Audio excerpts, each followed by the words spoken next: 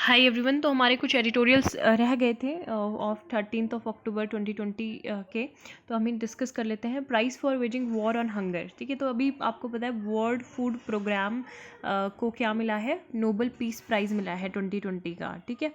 Recognise किया है क्योंकि इन्होंने हंगर को as violation of human rights, ठीक है। जो भुखमरी है वो भी मानवाधिकार का उल्लंघन है ना। तो ये आर्टिकल है स्वाति प्रसाद एंड कमेला ओर्जुएला ने, ये प्रोफेसर है in peace and development research की। तो इन मई 2018 एक रिमार्केबल एडिशन क्या हुआ था, यूनाइटेड नेशन सिक्योरिटी काउंसिल में एक रेजोल्यूशन लाया गया था, ठीक है। रेजोल्यूशन लाया गया था जो भी आर्म्ड कॉन्फ्लिक्ट में जो भी लोग इन्वॉल्व हैं तो उन सिविलियंस का प्रोटेक्शन के लिए, ठीक है।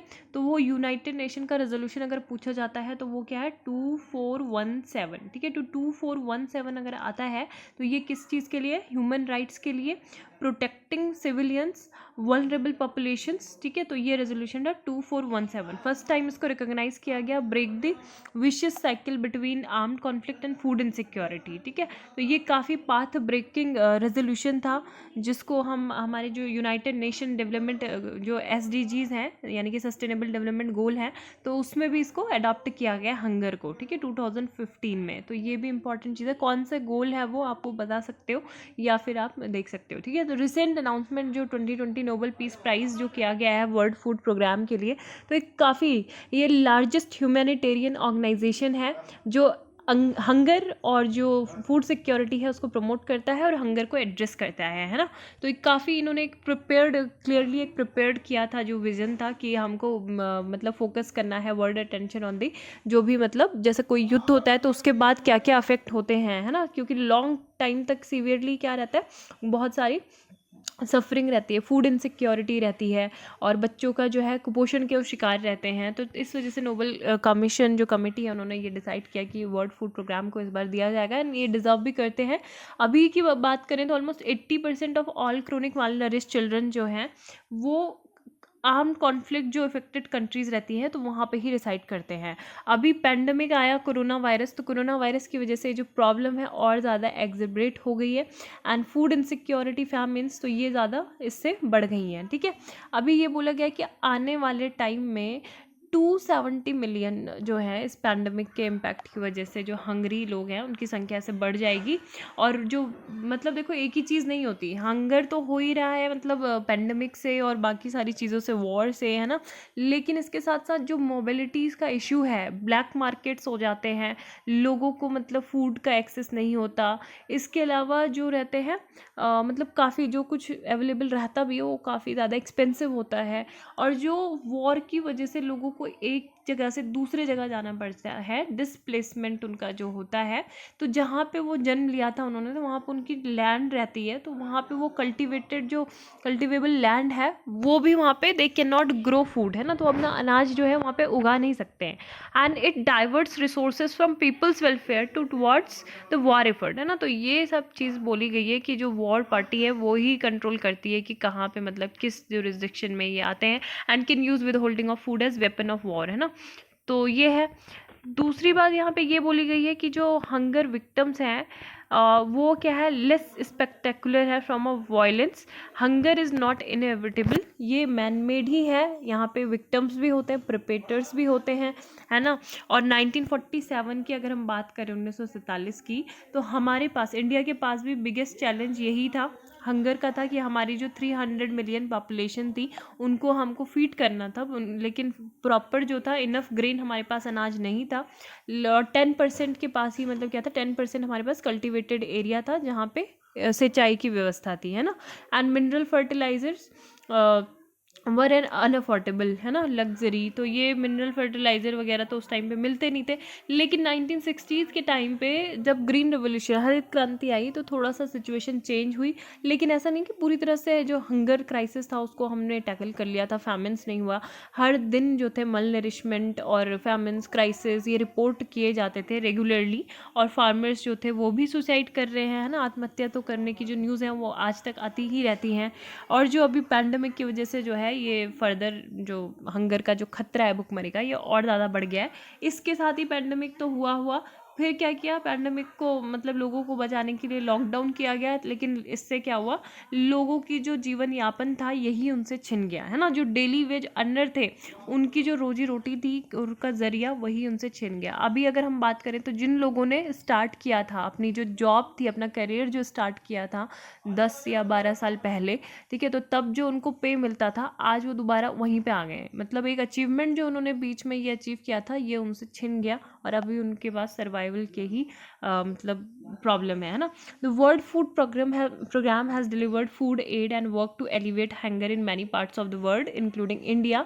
क्रिटिकल जंग जैसे हमने बताया था ना, जैसे सीरिया, इजराइल और यहाँ मतलब ईरान, इन सारी जगहों में भी, सूडान वगैरह, तो यहाँ पे भी इन्होंने क्या किया था, अपनी फैसिलिटी जो है, फूड एड, असिस्टेंस, ये सब चीज़ें प्रोवाइड की थी, है ना। So this slow violence on vulnerable population will weigh on our collective conscience if we do not recognize hunger as ultimate violation of basic human rights and dignity and join hands to eradicate. तो हमको मतलब hunger को भी हमको ऐसे ही treat करना चाहिए कि ये हमारे मानव अधिकार, जो हमारे बेसिक ह्यूमन राइट्स हैं, उनका वायलेशन है। अगर हमको इस चीज़ से मतलब नहीं हमको भुखमरी में ही अगर हम जी रहे हैं, तो कहीं ना कहीं हम डिग्निटी से नहीं रह रहे हैं ना, गरिमा के साथ। नेक्स्ट जो ये आर्टिकल है, Quad and the global churn. तो क्वाड जो है, engaging Quad partners on reforming China centred economic globalisation is rare opportunity for India but it also involves engineering internal change. तो इसमें इंडियन एक्सप्रेस में काफ़ी सारे आर्टिकल आ चुके हैं क्वाड से रिलेटेड। आपको यहाँ पे पता होना चाहिए कि कौन कौन से हैं कंट्री क्वाड में, है ना। जो शिंजो आबे थे प्राइम मिनिस्टर, कहाँ के, फॉर्मर प्राइम मिनिस्टर जापान के, तो उन्होंने 2006 में इसकी एक तरह से फाउंडेशन रखी थी क्वाड ग्रुपिंग की। और इसमें है US, Japan, India and Australia. अभी यहाँ पे क्वाड प्लस की बात हो रही है, तो प्लस में 3 कंट्रीज़ हैं, ठीक है, New Zealand and south Korea and Vietnam, ठीक है। तो ये कंट्री जो मिलके हैं, अब आपको लोकेशन पता है ना, ऑलमोस्ट मतलब जैसे न्यूजीलैंड है आपका, तो ये ईस्टर्न साइड में आता है, या फिर साउथ कोरिया है, वियतनाम है ना, साउथ ईस्ट एशिया में ही आता है, और ऑस्ट्रेलिया हो गया, है ना, सदर्न में आता है पूरी तरीके से, यूएसए और इंडिया। तो ये एक तरह से अगर हम जोग्राफिकली देखें इनकी लोकेशन, ठीक है, भौगोलिक रूप से देखें, तो ये ईस्टर्न हेमिस्फीयर के पार्ट हो गए। तो यहाँ पे ये बोल रहे हैं, ठीक है, आपने चाइना को मतलब थोड़ा बहुत नहीं, काफ़ी ज़्यादा काउंटर करने के लिए स्ट्रैटेजिकली जो अपने रिलेशंस हैं इन कंट्री के साथ, ये आप बढ़ा सकते हो, है ना।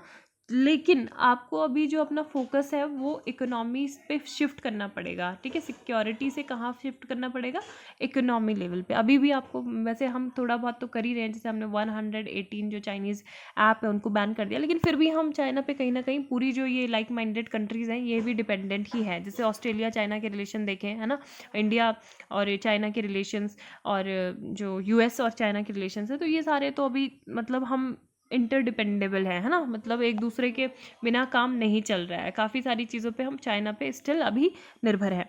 तो ये चीज़ बोली गई कि यहाँ से भी मतलब हमको थोड़ा सा जो शिफ्ट है वो चीज़ करना चाहिए लाइक माइंडेड कंट्रीज़ के साथ मिलके। एंड इंडिया का जो करंट फोकस है is on drawing foreign investment, है ना। जो हमारी डोमेस्टिक मैन्युफैक्चरिंग है वहाँ पे हमें फॉरेन इन्वेस्टमेंट लाना होगा, लेकिन अभी हम ये सारी चीज़ें नहीं कर पा रहे हैं।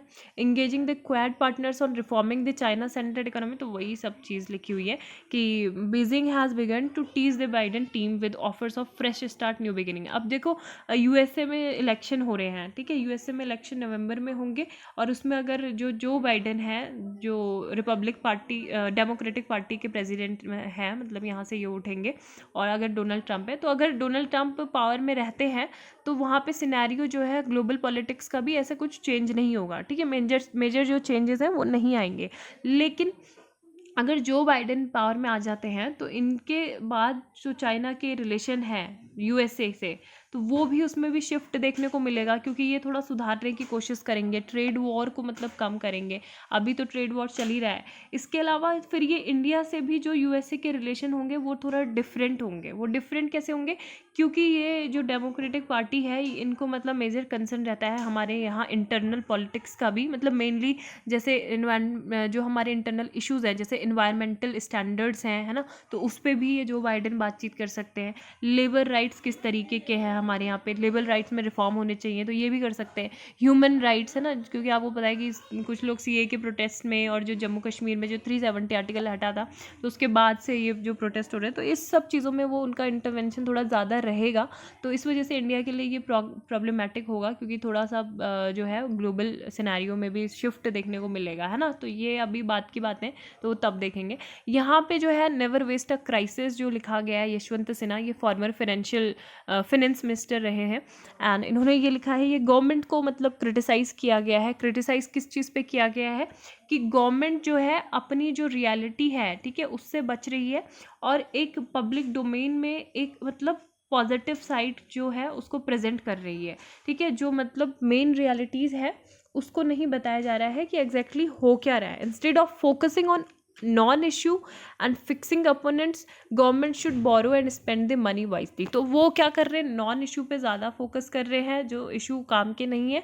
और मतलब आप अपोजिशन को भी मत समझाओ कि भैया फार्म बिल ये है वो है सही है, इनका मतलब यही कहना है यहाँ पे।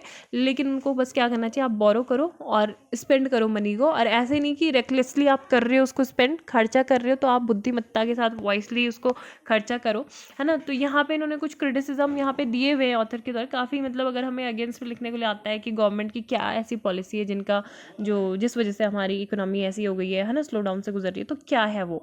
तो गवर्नमेंट सबसे पहले तो यही था कि अभी जो करंट फाइनेंशियल ईयर है उसमें जीडीपी की जो ग्रोथ है 23.9% है ना, इससे डिक्लाइन हुई है। लेकिन just to fresh our memory, जो ग्रोथ रेट था वो फर्स्ट क्वार्टर 2018-19 का अगर देखें हम तो 8.2% था। तो पहले के जो आप 7-8 क्वार्टर की अगर जीडीपी देख लें तो वो ग्रोथ रेट क्या है, डिक्लाइन ही है। तो ऐसा नहीं है कि ये पेंडेमिक के बाद ये हुआ है, ठीक है, पहले से भी हम ऐसे ही स्लो मतलब जो थोड़ा रिसेशन टाइप सिचुएशन है उसी से गुजर रहे थे। सेकंड आपने बोल दिया कि corona virus is an act of God, है ना। तो ये एक्ट ऑफ गॉड नहीं है बल्कि ये एक्ट ऑफ पीपल है, कि जो लोग मतलब due to people who thought they were gods, है ना। तो इस वजह से ये देखने को मिल रहा है कि जो लोग खुद ही गॉड बनना चाह रहे थे। एंड थर्ड जो है, the prescription for getting out of slow down was suggested by many economist. लेकिन गवर्नमेंट ने जो था इसको रिफ्यूज़ कर दिया था। उन्होंने ये रिफ्यूज़ कर दिया कि डिमांड डिसलरेशन हो रहा है, जो ये प्रॉब्लम हमारी हो रही है डिमांड में क्योंकि कमी आई है। अभी थोड़ा उन्होंने एड्रेस किया इस सिचुएशन को, लेकिन पहले जो रूट कॉज था उसको क्या कर दिया, मना कर दिया था, है ना। तो ये चीज़ है which had no bearing on the problem at hand, तो naturally it did not work. चौथी बात इसमें बोली गई है, it was a crystal clear, है ना। जो भी मतलब डिमोनेटाइजेशन, विमुद्रीकरण का जो स्टेप लिया गया था डिमोनेटाइजेशन का, तो वो क्यों लिया गया था, क्या आप मुझे बताओगे क्यों लिया गया था। ताकि हमारी जो इंडियन इकोनॉमी है वो डिजिटाइज हो सके, लोग जो है डिजिटली हर चीज़ को प्रमोट कर सके, पेमेंट वो डिजिटल कर सके। उस टाइम पे आपने कुछ टाइम के लिए देखा होगा कि हर जगह पेटीएम और ये सब चीज़ें थी, लेकिन अब क्या है, अभी तो नहीं है ना। अभी 15% ऑफ जीडीपी जो है तो वो अभी भी मतलब लोग करेंसी का ही यूज़ कर रहे हैं, है ना, पेपर फॉर्मेट वाली करेंसी। तो अभी डिजिटल करेंसी का तो एक तरह से थॉटलेस ही प्रोसेस थी डिमोनेटाइजेशन। छठवीं जो इसमें बात की गई है, 6th पॉइंट, वो ये है कि despite being fully aware of the delicate health of economy, government ने जो था माइंडलेस लॉकडाउन, जबकि आपको पता है कि 8 क्वार्टर से जो जीडीपी है उसमें डिक्लाइन देखने को मिल रहा है, सही काम नहीं चल रहा है ना, डिमांड डिक्लाइन है, लेकिन फिर भी आपने क्या कर दिया, लॉकडाउन को इम्पोज कर दिया, which sapped the economy of whatever life was left in it. 7th the decline growth recorded in quarter of the current fiscal, है ना, हाइएस्ट जो थी ऑल मेजर इकोनॉमीज। तो ये सारी चीज़ें हैं कि गवर्नमेंट को मतलब पहले पता है कि इकोनॉमी की कंडीशन ऐसी है, लॉकडाउन से पूरी तरीके से माइंडलेस इनिशिएटिव था, है ना, मतलब अगर क्रिटिसाइज़ करें तो। देन 7th पॉइंट यही है कि जो वर्ल्ड की जो मेजर इकोनॉमी है तो वहाँ पे हमें हमारी जो ग्रोथ है रेट वो सबसे ज़्यादा हमारी डिक्लाइन हो रही है। एंड 8th अगर पॉइंट की हम बात करें तो ये है कि गवर्नमेंट जो है, हम बोल रहे हैं ना कि गवर्नमेंट की स्पेंडिंग बढ़नी चाहिए, लेकिन कैसे बढ़ेगी जब गवर्नमेंट ही बैंकक्रप्ट है, उनके पास कोई एक्स्ट्रा मतलब कोई ऐसा है नहीं कि जिससे वो स्पेंड कर सकें। It has not been for extortionary levies on petroleum products in the face of crash international crude oil price. तो ये जो पोजीशन है बहुत ही ज़्यादा वर्स हो गई है। 9th ये बोला है कि अभी अगर हम सक्सेसिव गुड मानसून की बात करें तो ये गुड मानसून, अच्छा जो मानसून सीजन था उसी का रीज़न है कि केवल एक ही सेक्टर जो था सस्टेन कर पा पाया, वो कौन था? Agriculture sector. और इसमें भी ये नहीं कि पूरी तरीके से मतलब गवर्नमेंट ने क्रेडिट अपना ले लिया कि वो है, जबकि यहाँ पे ऐसा नहीं है, जो फार्मर्स हैं वो अभी भी सफ़र कर रहे हैं। और 10th जो पॉइंट ये बताया गया है कि जो डेटा है, ठीक है, unwelcome data, suppressing unwelcome data, जो ओपेकनेस है कि मतलब आपको जो था पब्लिक डोमेन में डेटा को बिल्कुल अच्छे से प्रेजेंट करना चाहिए था कि ये सारी चीज़ें हुई है, लेकिन आप डेटा को डिस्क्लोज नहीं कर रहे हैं, आप डेटा को हाइड कर रहे हैं, चाहे वो पीएम केयर फंड्स से रिलेटेड हो या फिर इलेक्टोरल बॉन्ड्स हो, ठीक है। तो इलेक्टोरल बॉन्ड्स जो इनिशिएटिव ये सारे लिए गए थे, ये लिए गए थे ताकि जो इलेक्शन मतलब हमारी प्रोसेस है कंट्री में, वो एक ट्रांसपेरेंट, पारदर्शिता उसमें बनी रहे। लेकिन अभी हमको पता ही नहीं है कि कहाँ से कितनी फॉरेन कंट्रीब्यूशन जो पॉलिटिकल पार्टीज़ हैं, रूलिंग पार्टीज़ हैं, उनको मिल रही है, तो इसका कोई हमारे पास डेटा है नहीं। तो ये सारी चीज़ें अभी प्रॉब्लम है। अब यहाँ पे सोल्यूशन ओरिएंटेशन, क्योंकि मैंने बताया था सोल्यूशन ओरिएंटेड ये पेपर है, और जो इनके राइटर्स होते हैं वो भी सोल्यूशन ज़रूर देते हैं कि क्या चीज़ करनी चाहिए, क्या नहीं करनी चाहिए, है ना। तो यहाँ पे इन्होंने कुछ सजेशंस दिए हैं कि मतलब इस तरीके से नहीं होना चाहिए कि which can not be concealed despite the globalisation efforts of the government, है ना, कि आप मतलब सोचो कि whatever is happening for good, है ना। तो ऐसा तो नहीं हो सकता है।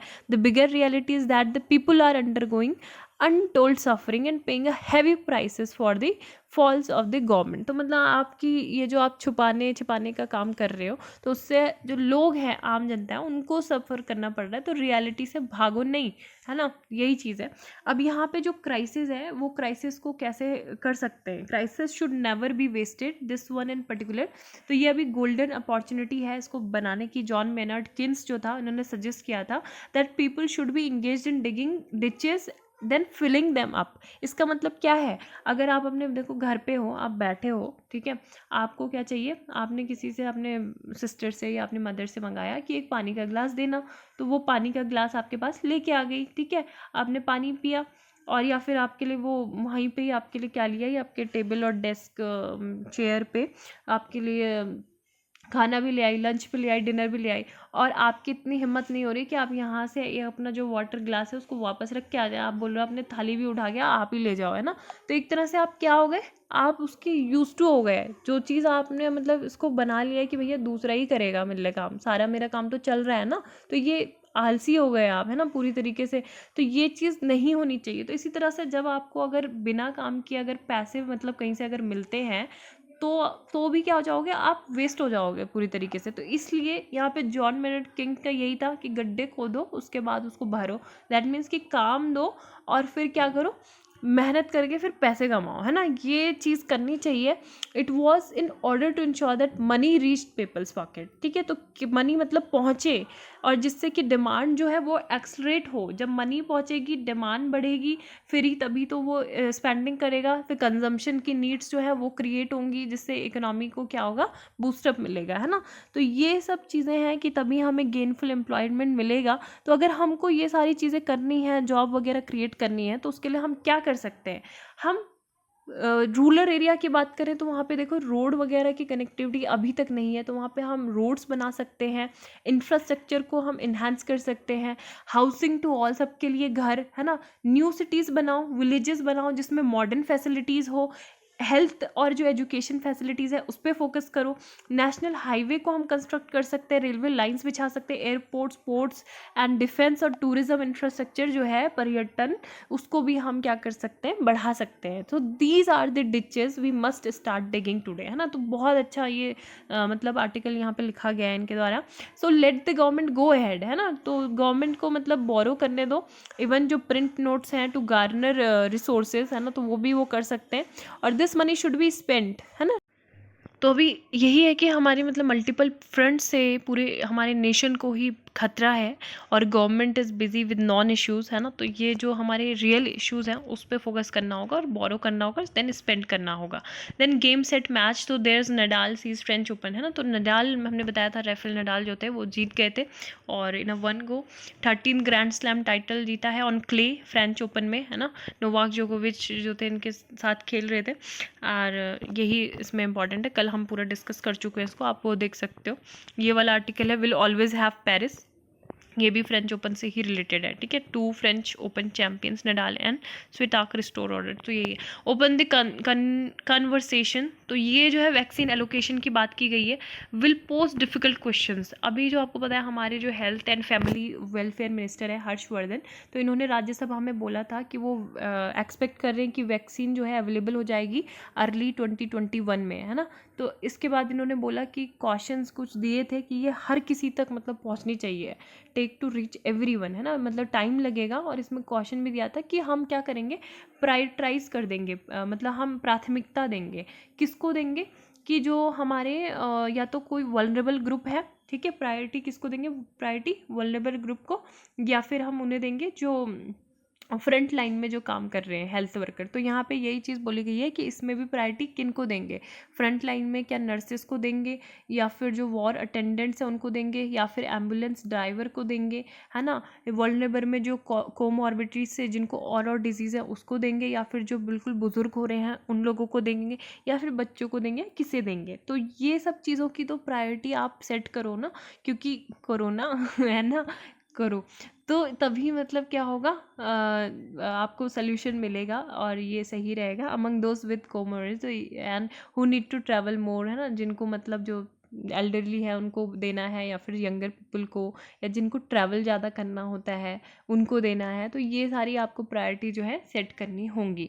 तो जो drug controller general of India है उन्होंने भी लास्ट मंथ में ये बोला था that it would approve a vaccine of at least 50% efficacy, है ना। एटलीस्ट मतलब 50% एफिकेसी भी हम अचीव कर लें तो वो क्या होगा, सही होगा। And this low bar is understandable but less than 100% sure in collocation could mean that plans to track initial recipient, मतलब उनको थोड़ा मिल जाएगी तो, लेकिन एलोकेशन की स्ट्रैटेजी यहाँ पे होनी ज़रूरी है, बस यही बोला गया है यहाँ पे। नेक्स्ट जो है यहाँ पे हाथरस कॉन्स्पिरेंसी। तो हाथरस कॉन्स्पिरेंसी पे हमने काफ़ी आर्टिकल ऑलरेडी डिस्कस कर चुके हैं, और यहाँ पे यही चीज़ें बोली गई हैं कि यहाँ पे जवाबदेहीता होनी चाहिए, और जो रूट कॉज है ना, वो सारी चीज़ें मतलब उस पर फोकस किया जाना चाहिए कि क्यों इतना बार बार, जो हमारे NCRB का डेटा था उसके अकॉर्डिंग भी जो रेप थे इतने ज़्यादा केसेस क्यों बढ़ रहे हैं, और क्यों मतलब अभी भी ऐसी चीज़ें हो रही हैं। तो आपको मतलब यहाँ पे बस वही चीज़ याद रखना है कि जैसे इम्प्यूनिटी है ना, इम्प्यूनिटी वाला वायरस है, वो यहाँ के जो लोग हैं जो टॉप पोस्ट पे हैं उनको मतलब उसने अफेक्ट किया है। और इस चीज़ों को लेके जो है पॉलिटिक्स नहीं करनी चाहिए। पॉलिटिक्स के साथ आप जो ये जो लॉ बने हैं फॉर गुड फेथ, है ना, जैसे UAPA है, NSA, नेशनल सिक्योरिटी एक्ट, तो ये सारे वहाँ पे नहीं लगाने चाहिए। और जो रिलीजन और कास्ट बेसिस पे मतलब ये सारी जो डिस्क्रिमिनेशन होता है ये सब नहीं होना चाहिए, पुलिस को अकाउंटेबल बनना चाहिए। तो यही सब है। फर्स्ट स्टेप में आर्टिकल जो है फाइनेंस मिनिस्टर ने अभी पैकेज अनाउंस किया है to revive consumption and investment, है ना, इज़ मॉडेस्ट। तो यहाँ पे ये बोला है कि वही कि थोड़ा है, थोड़े की ज़रूरत है यहाँ पे, लेकिन थोड़ा है और बहुत ज़्यादा की हमको भी ज़रूरत है ना। एक्सपेक्टेशन ये है कि अभी थोड़ा ज़्यादा होना चाहिए था क्या पैकेज, यानी कि जो union finance minister announce set of major announce किए रिवाइविंग कंजम्पशन। तो यहाँ पे बोला गया ट्रू प्रोंग्ड अप्रोच है। पहला ये कि putting money in the hands of government employees, है ना, कि गवर्नमेंट एम्प्लॉयज़ के क्या कर देना, उनको मनी देना, है ना। दूसरा ये बोला गया है कि क्या करना, second increasing capital expenditure by both central and state government, की जो कैपिटल एक्सपेंडिचर है उसको इंक्रीज़ करना, सेंट्रल और स्टेट गवर्नमेंट दोनों का ही, ठीक है।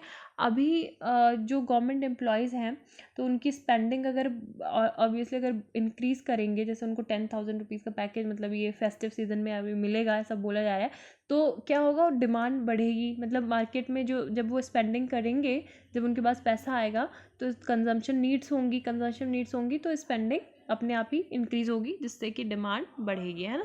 तो ये चीज़ है। दूसरे ये कि कैपिटल एक्सपेंडिचर को अगर मतलब बढ़ाएंगे तो क्या कर सकते हैं आप, बड़े बड़े चीज़ों में आप इन्वेस्टमेंट कर सकते हो, है ना। ऑलमोस्ट 73,000 जो करोड़ का ये जो पैकेज है ये बूस्ट करेगा डिमांड को दिस फाइनेंशियल ईयर। और दूसरी चीज़ इसमें ये भी है कि अगर आप 50 सालों के लिए अगर लोन लेते हो तो आपको जो है इंटरेस्ट रेट नहीं लगेगा यहाँ पे। तो लॉन्ग टर्म के लिए ये काफ़ी बेनिफिशियल होगा। अगर आप किसी मैसिव इन्वेस्टमेंट किसी इंफ्रास्ट्रक्चर वगैरह में अगर लगा रहे हो तो वो एक तरह से सही भी है कि इंटरेस्ट फ्री इसको कर दिया जाए, है ना। तो यही सब चीज़ें डिमांड बूस्ट करने की ज़रूरत है। और यहाँ पे वही है कि ट्रैवल वगैरह के लिए जो कैश कैश कार्ड वगैरह ये सब मिलेंगे गवर्नमेंट जो एम्प्लॉयज़ हैं उनको। एंड इनफॉर्मल सेक्टर में भी मतलब जो काफ़ी सारी ज़रूरत है बहुत, क्योंकि वहाँ पे ज़्यादा डिस्ट्रेस इनफॉर्मल सेक्टर में ही है। कुछ मेजर स्टेप अभी सरकार के द्वारा ये ले गए हैं, वेलकमिंग है, लेकिन अभी आगे और ज़्यादा कुछ करने की ज़रूरत है ना। अब अगर हम एनएसओ का डेटा जो है और आरबीआई का डेटा है, तो आरबीआई ने एक्सपेक्ट किया है कि इकोनॉमी जो है 9.5% की परसेंट से कॉन्ट्रैक्ट होगी, है ना। और एनएसओ ने भी यही बोला था कि हाउस होल्ड कंजम्पशन और जो इन्वेस्टमेंट है इकोनॉमी में, तो वो पूरी तरह से कोलैप्स कर गया है and first quarter of the current financial year. तो यही सारे अनाउंसमेंट जो है should be the first step of a broader, है ना। तो ये पहला स्टेप है more ambitious physical package that address the needs of state segments of the economy. तो इससे अलावा भी हमको और पैकेज की यहाँ पे ज़रूरत है। तो thank you, have a nice day.